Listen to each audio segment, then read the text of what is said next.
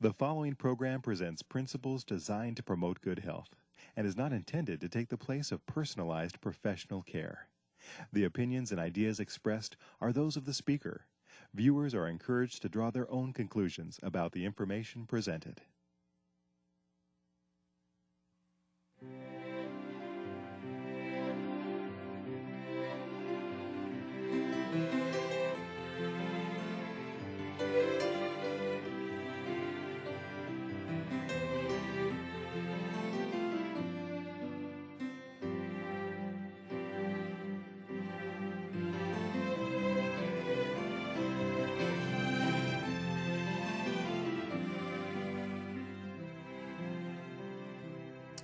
Hello and welcome to Health for a Lifetime. I'm your host, Don McIntosh. Today we're going to be talking about a topic that's important, but sometimes people shy away from talking about it.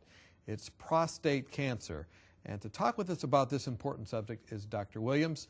He is the Health Ministries Director for the North American Division of Seventh-day Adventists. That sounds really big, and it is a big job. We're glad that you're with us today. Good to be here. Now, you being the Health Ministries Director, I mean, Adventists are known for keeping the Sabbath. Many times people know about that from the seventh day part. And then also they know about health. And you're in charge of kind of training people and educating people across the North American Division, which you said is Bermuda, Canada, and the United States. That's right. That's right. And you do some health summits. I've been able to work with you on one of those. In Orlando, I think at the beginning of part of the year.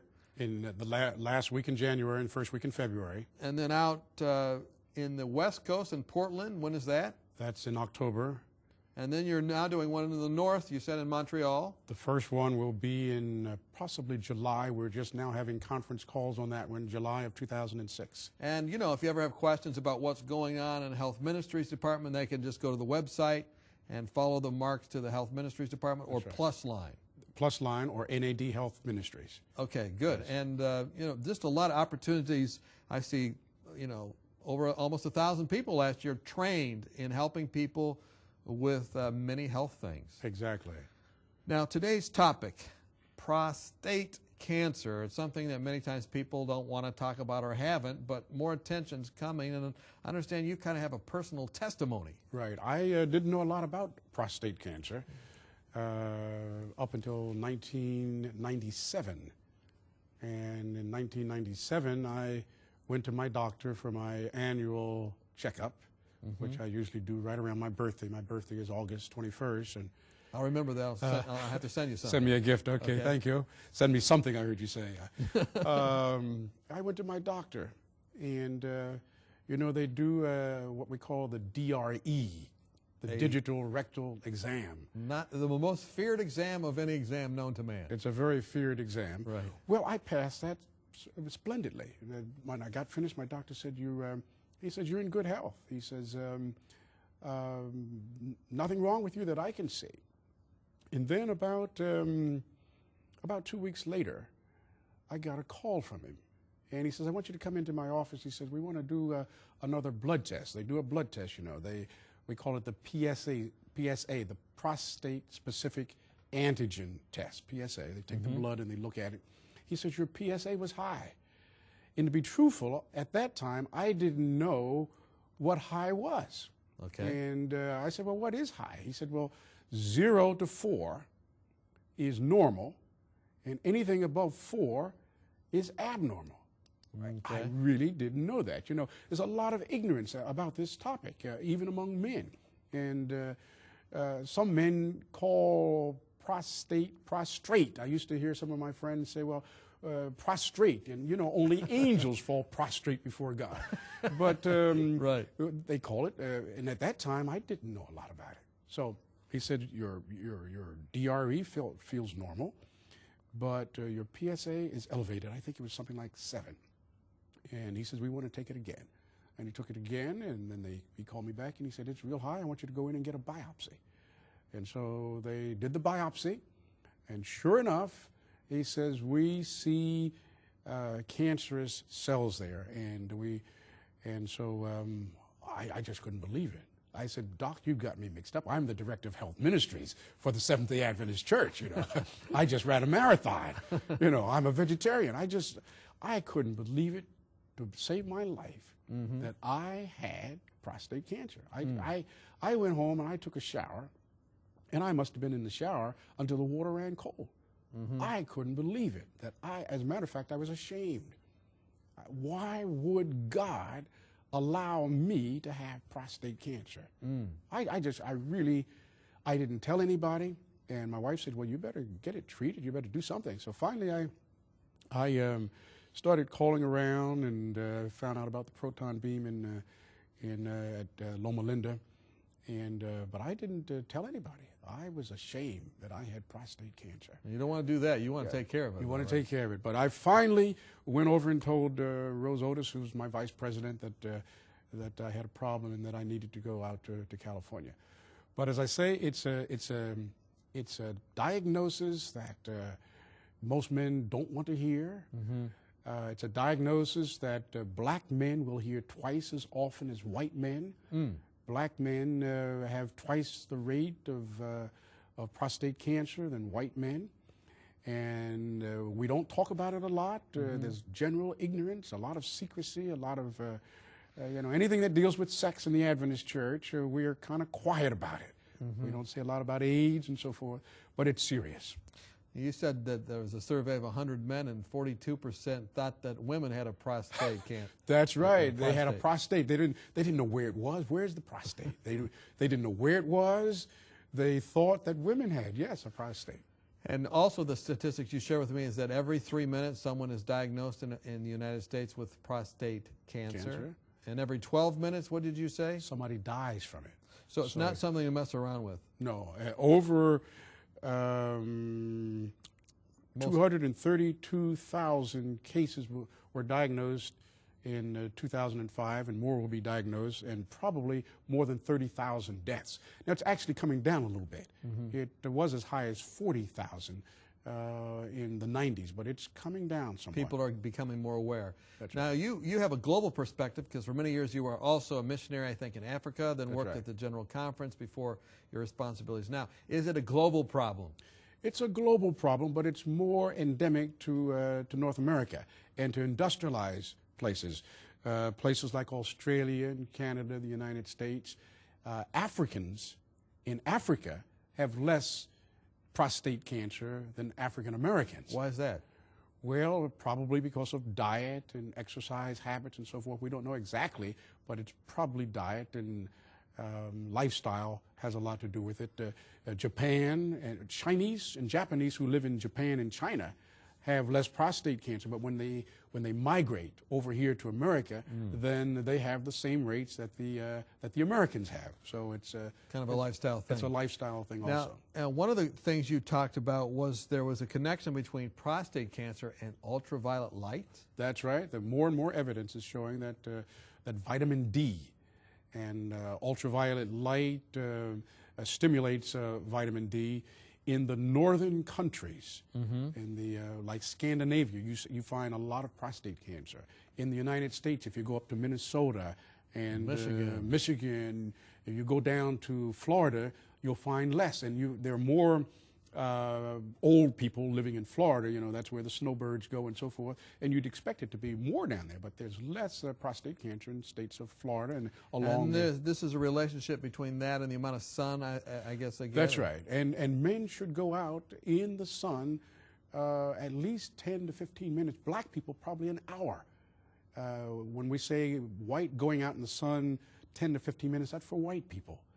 But for black people who have pigment, they have a pigment in their skin that blocks the ultraviolet rays, they need to get about an hour and 10, hour and 15 minutes a day of ultraviolet light. And you can see why it's higher, because we don't do it. We have the same habits. We go down into our cars and our garages and drive out to our offices and go into our office. You know, very few of our people get an hour of sunlight here in the United States. We're watching too much television. Maybe not. Maybe 3A-BEN's okay, but you got to get outside, right? That's right. You have to and get we outside. have lights here. Does this help us? Well, these lights don't give you ultraviolet light. As much as, okay, so we need to get outside as well. well. So it's ultraviolet light, which is highest at noon, you know, noon and 12 o'clock, 1 o'clock, right around there. In the middle of the day, that's when you want to get your ultraviolet light. So what are some other factors that would influence us in terms of getting prostate cancer? Alcohol? Yes, alcohol has been shown to raise prostate cancer. High-fat diet. Of course, the biggest risk factor is age. If you get older, as you get older, you're going to have a greater risk of prostate cancer. What about family history? Family history, of course. And when I dug into my family, I found out that my father had prostate cancer. I never knew it. It was, I guess, before I was born. My oldest brother has had prostate cancer. And I have two other brothers who are younger than I, and I keep telling them, make sure you get your regular examination. So you want to get both of the examinations. You want to get the DRE, that's the finger, and you want to get the PSA, because when I got finished my annual exam, the doctor told me that my prostate felt all right. It was only the PSA blood test that was able to identify it. And the PSA is actually the more accurate way of actually diagnosing prostate cancer. It doesn't matter what side genetically, or mother's side or father's side, that passes on. That's right. If you have somebody in your family that has had prostate cancer, if you've had a grandfather or father or brother, you are pretty much certain that you're going to have prostate cancer.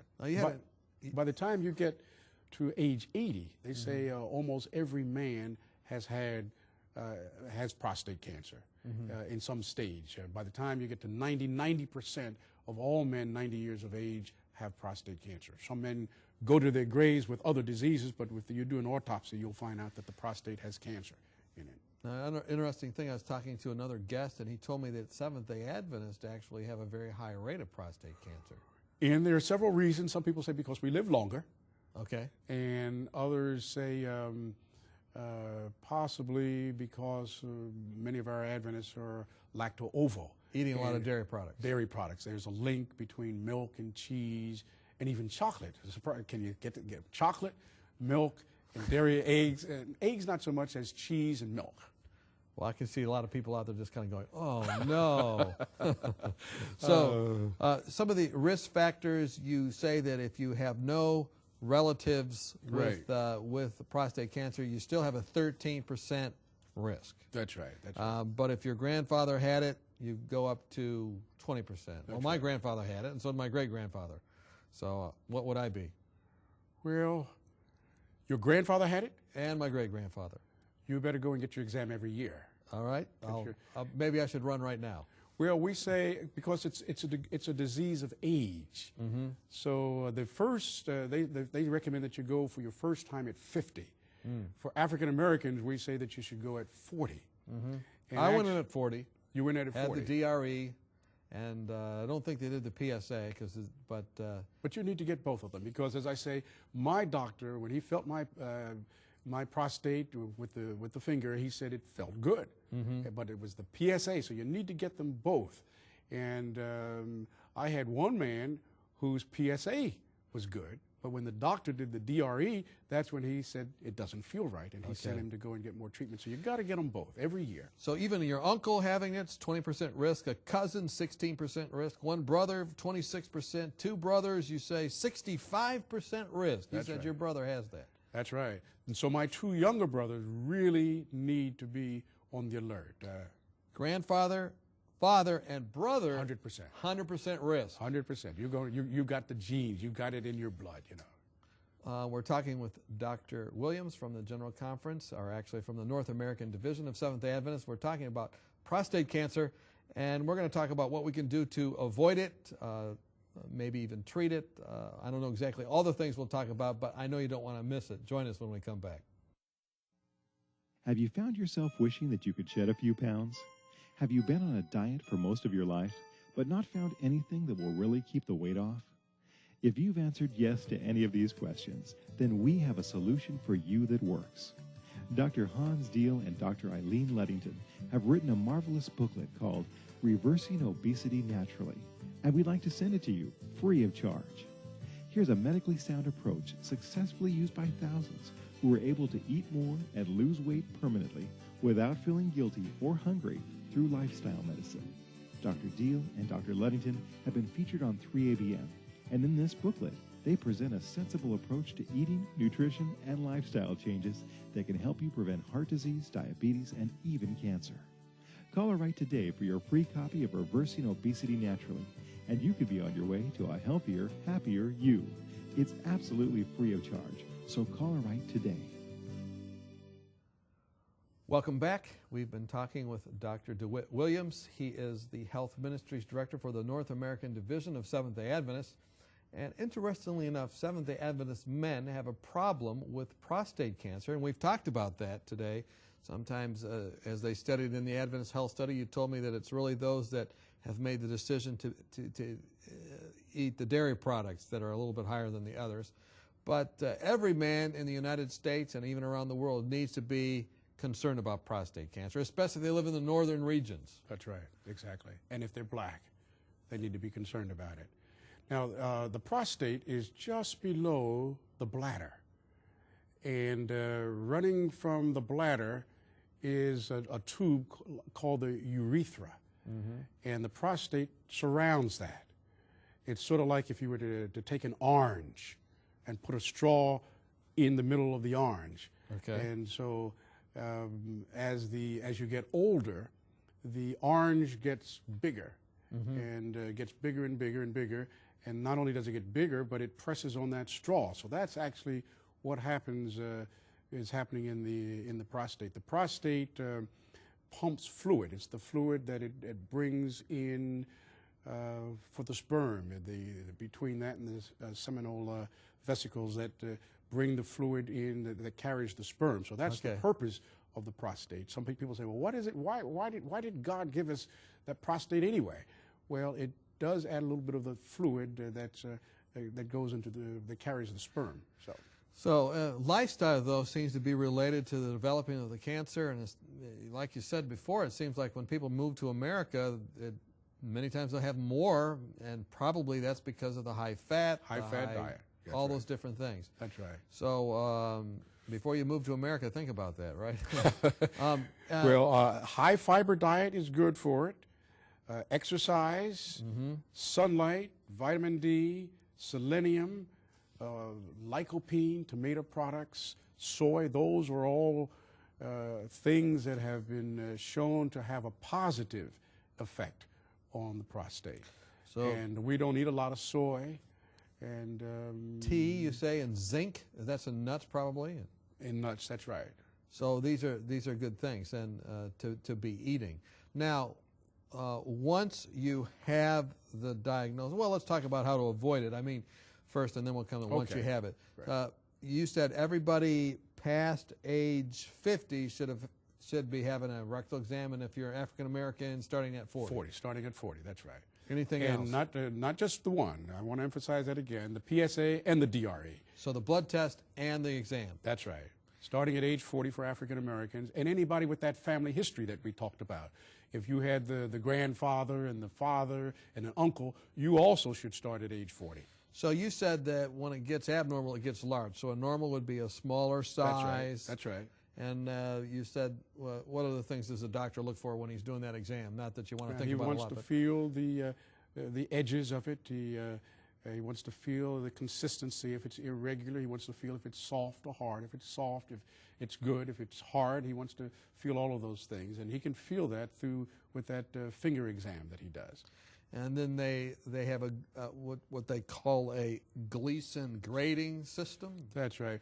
Once do a biopsy. Once they find out that they suspect that you may have it, then you're gone. You're sent to get a CAT scan, and then you're sent to get a biopsy. And the biopsy, they take I remember the doctor saying, this won't hurt much. You know, there'll be a pinch and a pop, and there's a little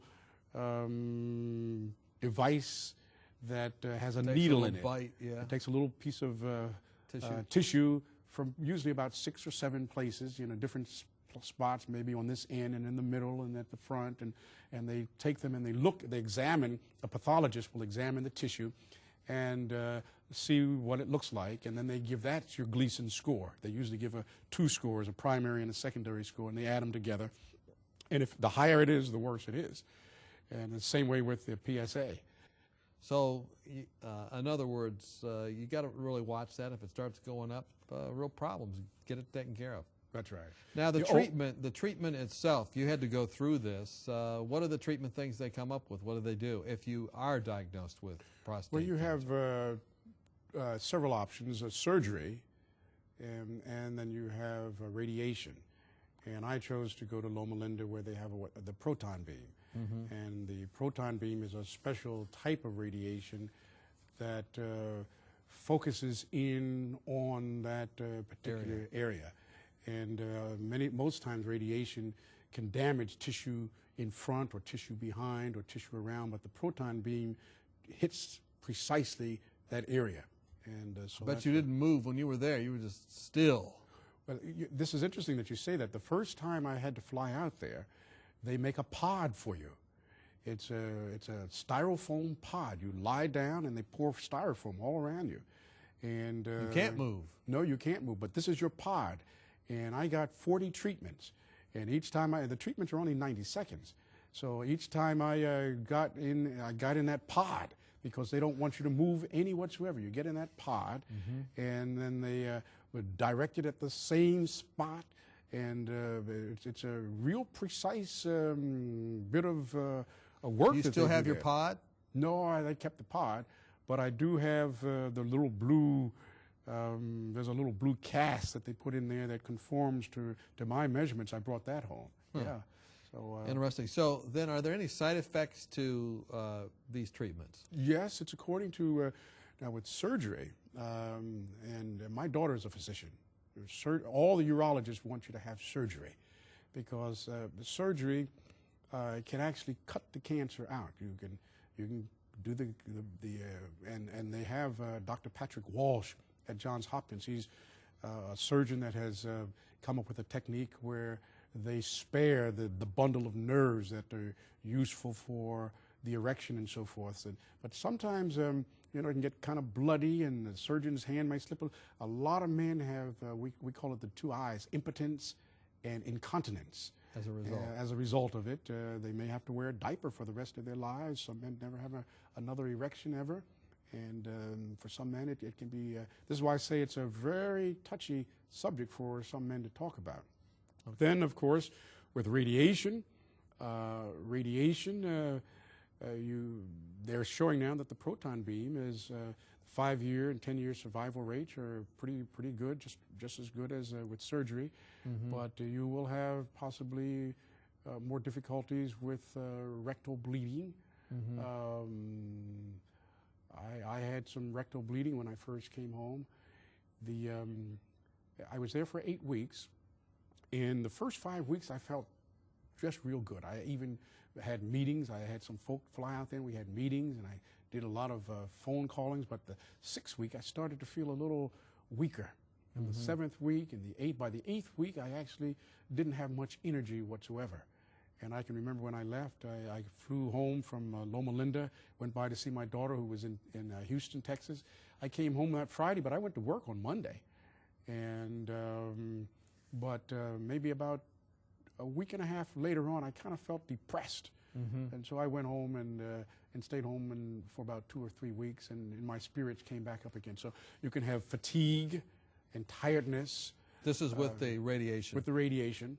There's a procedure called seeds. I know a couple of people who have had seeds. And Implants. Seeds is Okay. radiation. These are little pieces of radiation that are implanted into the area, the scrotum and the area around, and they deliver that dose of radiation there. And they say that that's fairly. These are all experimental. So surgery is the only one that we have long-term history on.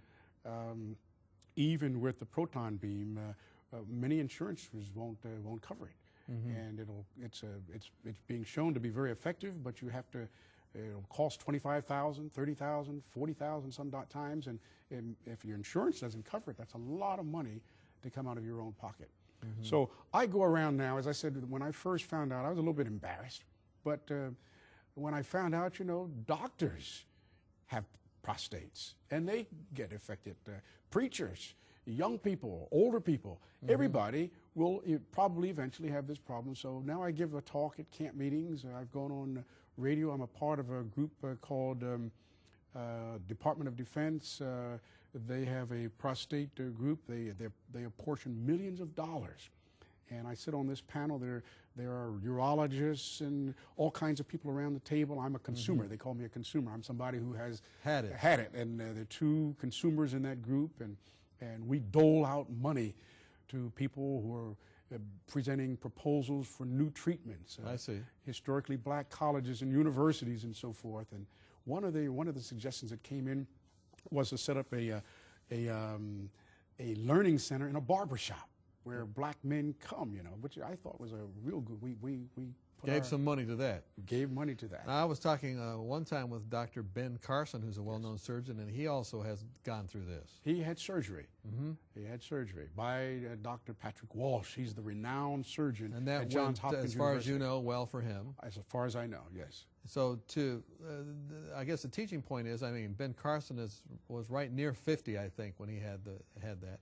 Which is very young. Pretty young. It's very young. I was 58, 57 when diagnosed, and 58 when I had my treatment. So the teaching point is, look, it's not the end all, but it can be if you don't get to it soon.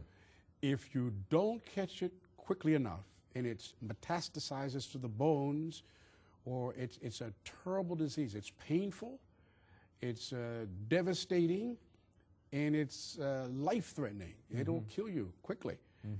You've had a friend, I've had some friends who have passed away. So that's why I'm emphasizing the yearly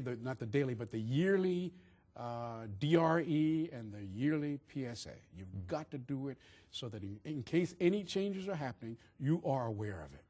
Well, look, I mean, Director of Health Ministries, the North American Division of Seventh-day Adventist, you thought this was going to be an embarrassment and whatnot, but really, God maybe allowed you to have this so you could save a lot of other lives by being open. And I wanted to say thank you for what you do at the department there. And also thank you for being vulnerable with us and talking about it to the world. We really appreciate you being here. It's my privilege to be here, and I hope I help somebody. I believe that you did. And, if you're watching today, you've got some action items. Get those exams.